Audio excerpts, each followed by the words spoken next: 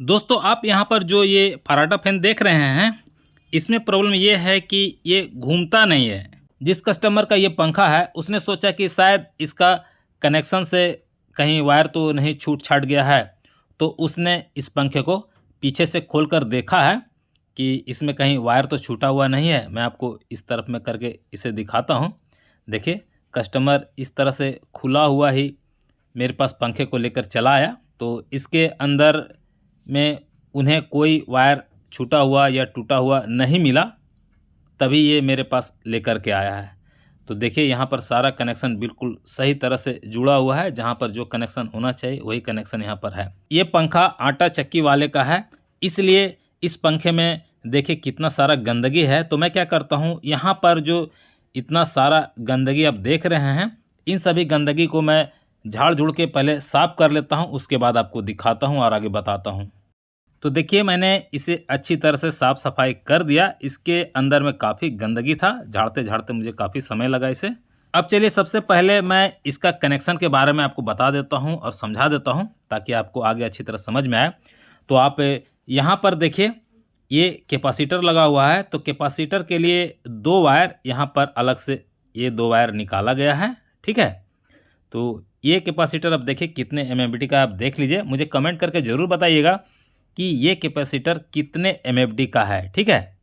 देख लिए आपने ये कितने एमएफडी का है, तो मुझे कमेंट करके ज़रूर बताइएगा, ठीक है।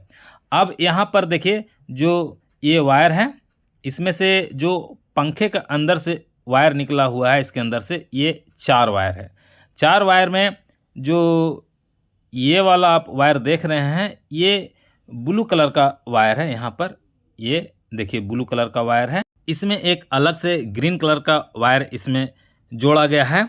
ये वायर छोटा हो रहा होगा, इसलिए इसमें एक अलग से ग्रीन कलर का वायर जोड़ दिया गया, जिसे इस ब्लैक वाले वायर में जोड़ा गया है। ये जो ब्लैक वाला वायर है ना, इस पंखे का जो मेन कोड है, यानी कि मेन लीड है, उसमें से 3 वायर जो निकलता है, उसमें से ये जो ब्लैक वाला वायर है इसमें जोड़ा गया है। इस ब्लैक वाले वायर में ही जो ये ग्रीन वाले वायर है, इसे जोड़ा गया है। ये वायर जो है कि यहाँ से यहाँ छोटा हो रहा होगा, इसलिए यहाँ पर जोड़ा गया है। यहाँ पर ग्रीन वायर नहीं जोड़ना चाहिए था, यहाँ पर ब्लू वायर जोड़ना चाहिए था, क्योंकि यहाँ पर ब्लू वायर है। तो ये जो ब्लू वायर है, ये इस पंखे का कॉमन वायर है, ठीक है। ये वाला ब्लू वायर, इस वायर को ही देखिए यहाँ पर जोड़ा गया है, ठीक है। आप समझ गए, ये इसका पहला वायर आप समझ गए कॉमन वायर के बारे में। अब यहाँ पर जो ये ब्लैक वाला वायर है, ये स्पीड का वायर है। ये जो ब्लैक वाला वायर है ना, ये स्पीड का वायर है। ये रोटरी स्विच का देखिए 1 नंबर वाले टर्मिनल में जोड़ा गया है। इसी तरह से इसमें देखिए जो ये रेड वाला वायर है, ये इस पंखे का, ये भी स्पीड वाला वायर है। तो इसे देखिए रोटरी स्विच का 2 नंबर वाले टर्मिनल में जोड़ा गया है, ठीक है। इसके बाद इसमें जो ये येलो वाला वायर है, ये भी स्पीड का ही वायर है। तो इसे रोटरी स्विच का 3 नंबर वाले टर्मिनल में जोड़ा गया है। अब मैं क्या करता हूँ, इस रोटरी स्विच में आपको नंबर दिखा देता हूँ। थोड़ा सा मैं इसे जूम कर लेता हूँ तो आपको समझ में आएगा। देखिए, यहाँ पर लिखा हुआ है 1 नंबर, 1 लिखा हुआ है। यहाँ पर देखिए 2 लिखा हुआ है, 2 नंबर। यहाँ पर देखिए 3 लिखा हुआ है, यानी कि 3 नंबर। तो यहाँ पर आप समझ गए कि रोटरी स्विच में स्पीड का वायर कहाँ पर जोड़ा जाता है। अब चलिए आपको आगे बताते हैं कि इसका जो मेन लीड है, यानी कि जो मेन कोड है, इस मेन कोड से जो ये रेड वाला वायर निकला हुआ है, यहाँ पर देखिए ये रेड वाला वायर, इसे रोटरी स्विच के पोल में जोड़ा गया है। ये वाला जो टर्मिनल है ना, ये रोटरी स्विच का पोल है, इसमें जोड़ा जाता है, ठीक है। तो यहाँ पर जोड़ा गया है। अब इस मेन कोड का जो ये ग्रीन वाला वायर है, इस ग्रीन वाले वायर को पंखे का देखिए बॉडी में जोड़ा गया है। तो यहाँ पर इस तरह से कनेक्शन किया गया है, ठीक है। आप ये समझ गए अच्छी तरह से। अब क्या करना होगा, इस पंखे का जो मेन केबल है, यानी कि जो इसका पावर कोड है, उसे चेक करना होगा। तो ये इसका पावर कोड है, तो इसको चेक करना होगा कि ये तो ख़राब नहीं है। अगर ये ख़राब होगा तो इसे बदलना पड़ेगा। तो इसके लिए क्या करना होगा, देखिए यहाँ पर जो ये वायर है, इसे मैं छुड़ा लेता हूँ। इसे यहाँ से छुड़ाने के बाद क्या करना है, इसका जो ब्लैक वाला वायर है, मैं आपको दिखाता हूँ। ये जो ब्लैक वाला वायर है, इस वायर को यहाँ पर जो रेड वाला वायर यहाँ पर कनेक्ट है, इसी में इसे जोड़ देना है, यानी कि इन दोनों वायर को आपस में शॉर्ट कर देना है। जो ये मेन कोड का फेज और न्यूट्रल का वायर है, इसे आपस में शॉर्ट करके देखेंगे कि ये जो मेन कोड है ख़राब तो नहीं है। अगर ख़राब होगा तो इस मेन कोड को बदलना पड़ेगा, अगर ख़राब नहीं होगा तो आगे क्या करना है वो मैं आपको बताऊंगा। तो मैं यहाँ पर इन दोनों वायर को इस तरह से शॉर्ट करके फंसा देता हूँ, उसके बाद आपको दिखाता हूँ। तो आप देख सकते हैं मैं यहाँ पर इन दोनों वायर को इस तरह से फंसा करके शॉर्ट कर दिया। ये जो मेन कोड का फेज और न्यूट्रल का वायर है उसे मैंने अच्छी तरह से शॉर्ट कर दिया।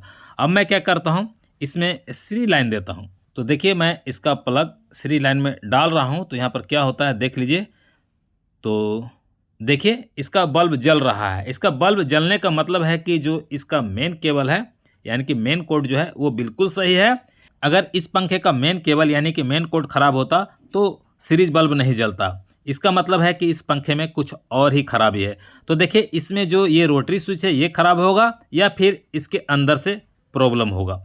तो इसके लिए सबसे पहले इस रोटरी स्विच को चेक करना होगा कि रोटरी स्विच तो खराब नहीं है। तो मैं क्या करता हूँ, यहाँ पर रोटरी स्विच चेक करने के लिए इस वायर को पहले यहाँ से छुड़ा लेता हूँ, ठीक है। इसके बाद क्या करना है, जो ये ग्रीन वाला वायर है इस वायर को मैं यहीं पर जोड़ देता हूँ। इसे जोड़ने के बाद आपको क्या करना होगा, एक कवर लगा हुआ चिमटा लेना होगा या फिर आप कवर लगा हुआ वायर ले सकते हैं। वायर से भी शॉर्ट करके आप देख सकते हैं। मैं आपको बताता हूँ, इसे ऊपर कर लेता हूँ और इसे भी ऊपर कर लेता हूँ। इस तरीके से दोनों को ऊपर करने के बाद आपको क्या करना है, इसमें सीरीज लाइन देना है। देखिए मैं कवर लगा हुआ चिमटा लिया हूँ, तो मैं इस चिमटे को क्या करूँगा, जो इस रोटरी स्विच का पोल वाला टर्मिनल है वहाँ से लेकर के देखिए ये 3 नंबर वाले में शॉर्ट करके देखूँगा, या फिर इस रोटरी स्विच का जो पोल है पोल वाले से 2 नंबर वाले में शॉर्ट करके देखूँगा, ठीक है। या फिर मैं रोटरी स्विच का जो पोल है वहाँ से 1 नंबर वाले टर्मिनल में शॉर्ट करके देखूँगा। इस तरह से एक एक करके शॉर्ट करके देखना है, किसी में भी आपका पंखा घूमना चाहिए। तो देखिए मैं रोटरी स्विच का पोल और 3 नंबर वाले टर्मिनल में शॉर्ट कर रहा हूँ, तो ये पंखा देखिए घूमने लगा है। इस तरह से आप रोटरी स्विच का पोल से 1 नंबर में शॉर्ट करके देख सकते हैं। रोटरी स्विच के पोल से आप 2 नंबर वाले टर्मिनल में शॉर्ट करके देख सकते हैं। किसी भी टर्मिनल में 1 से लेकर 3 वाले टर्मिनल में किसी भी टर्मिनल में घूमना चाहिए, तो ये पता चल जाएगा कि आपका ये रोटरी स्विच खराब है। अब मैं आपको रोटरी स्विच के पोल से 1 नंबर वाले रोटरी स्विच का टर्मिनल में शॉर्ट करके दिखाता हूँ। तो देखिए यहाँ पर भी पंखा घूम रहा है। इससे तो क्लियर हो जाता है कि ये रोटरी स्विच 100% ख़राब है, तो इस रोटरी स्विच को बदलना पड़ेगा, ठीक है। देखिए मैं फिर से शॉर्ट करके आपको दिखाता हूँ। देखिए ये घूम रहा है ना, तो अब मुझे क्या करना पड़ेगा, अब तो ये जो रोटरी स्विच है इसे ही बदलना पड़ेगा। तो मैं इस रोटरी स्विच को बदल लेता हूँ, उसके बाद आपको दिखाता हूँ, ठीक है। तो आप देख सकते हैं मैं यहाँ पर नया रोटरी स्विच लगा दिया। ये पंखा बिल्कुल सही घूम रहा है, फुल स्पीड से घूम रहा है। अब मैं इस रोटरी स्विच को कवर में अच्छी तरह से फिट करके इस पंखे में उसे अच्छी तरह से फिट कर दूंगा। तो दोस्तों आप भी इस तरह से अपने पंखे को बना सकते हैं, यानी कि अपने पंखे को रिपेयर कर सकते हैं।